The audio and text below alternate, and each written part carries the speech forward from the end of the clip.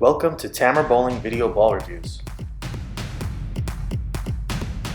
For all your bowling needs, check out our partner, PerfectAimBowling.com. Today we are testing the new Motiv Trident Quest.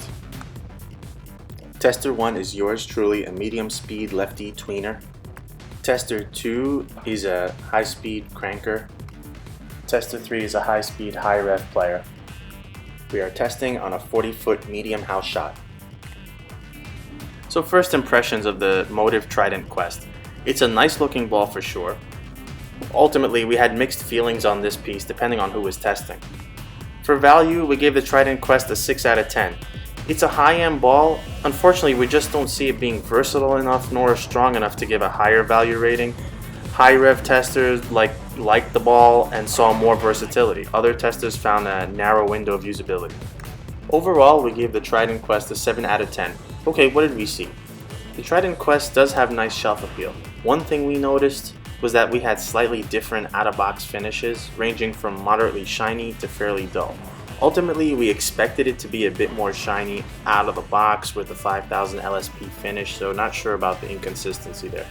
I'll start with myself, the lefty tweener. I had a chance to test the Trident previously, and I always felt that that ball was a bit of a sleeper. It seemed to hit the mark in terms of strong roll you expect from a high-end big core, along with a strong boomy backhand move. So when thinking about wrapping a pearl cover stock around this turbulent core, it had the makings of a ball that gets down lane easily and makes a huge move. At least that's what I anticipated. We have recently tested balls with this formula like the Roto Grip No Rules Pearl and most recently the Hammer Black Widow Gold. So I started by trying to give the Trident Quest some room. I quickly found that it wasn't happy. I plaqued 7 after 7, so I kept moving left.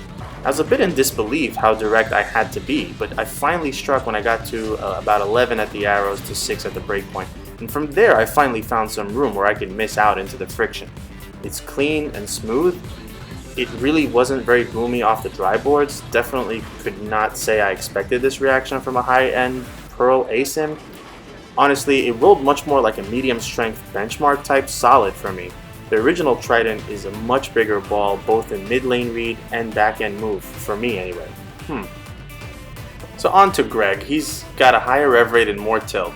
He had more overall motion and board coverage. The ideal line for him was about 19 to 6 with a great ball reaction. However, he seemed to have an extremely narrow margin for error. Whether he missed in or out, the ball seemed to underreact. And this seemed a bit confounding, to be honest. The house shot should not play this tight, especially with a ball that we expected to be aggressive. And when it worked, the shape was very nice and recognizable when thinking about the Trident, but small misses for Greg and the ball lost a lot of continuation.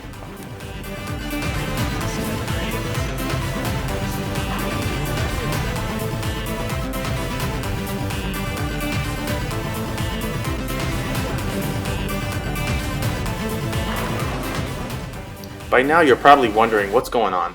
We stopped wondering once Sean started testing. It seems clear straight away that this ball's designed, or at least will work best for high rev players. Once again, it's clean and gets down lane relatively easily and is smooth and not very aggressively reacting to dry boards. So that adds a level of control for the high rev bowler, allowing them to just get on it. And Sean can overpower the ball with his rev rate, thereby compensating for its smoothness. And that overpowering also compensates for the less continuous motion, and therefore carry was pretty good. Sean had a significant advantage in ball reaction over the rest of us on the house shot. We did not make any surface adjustments during testing, so we really can't attest to the effect on ball reaction.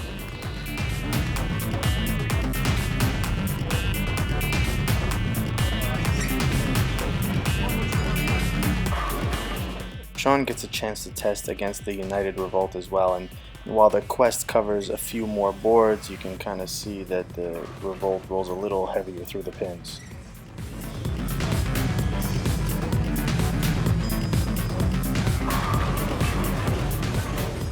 We also had a chance to test the Trident Quest on a 39-foot 22 milliliter sport compliance shot. My slot was around 13 to 6, but I didn't feel like I had much forgiveness. I expected a bit more given that it was smooth rolling, high-end asymmetric pearl. I would need it broken down more to use the Trident Quest on a tough pattern, to be honest. The last shot I threw with the Quest that didn't make it back was actually a flush strike with the original Trident, with it having more traction and more back-end punch. But for the righties, the pattern was somewhat broken down and Greg had an absolutely great look. The ball worked extremely well, still getting down lane, but reacting very smoothly to the friction and giving him some miss room. He could miss in, and the ball held, which was a surprise as this tight shot usually flies when missing it. And then finally, Sean tested on a sport shot, and the shot was a bit too broken down for him, so it was tricky. The ball was checking up early, and if he forced it, it rolled out. Alright, final thoughts. The Motiv Trident Quest has its place. The issue we had wasn't what it does, but rather its value proposition. For me, it offered benchmark type roll, not a punchy pearl asymmetric. Is that a bad thing? No in terms of the roll, but yes if you're expecting something else. The higher tilt, higher rev tester, who typically has more room on a house shot, lost that room, but the high rev bowler had the best house shot reaction by far with the Trident Quest. So my question is, how do you find bang for the buck with a Trident Quest? Know what you want and know what the ball is. For tweeners, you'll find value if you're looking for more of a control ball. Higher rev bowlers look to get the most value by far.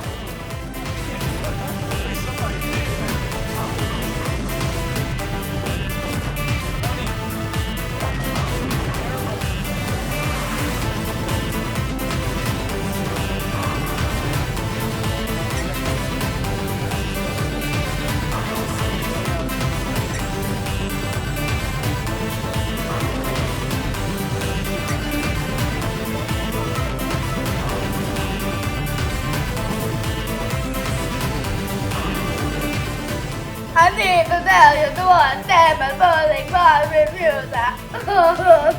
Yeah.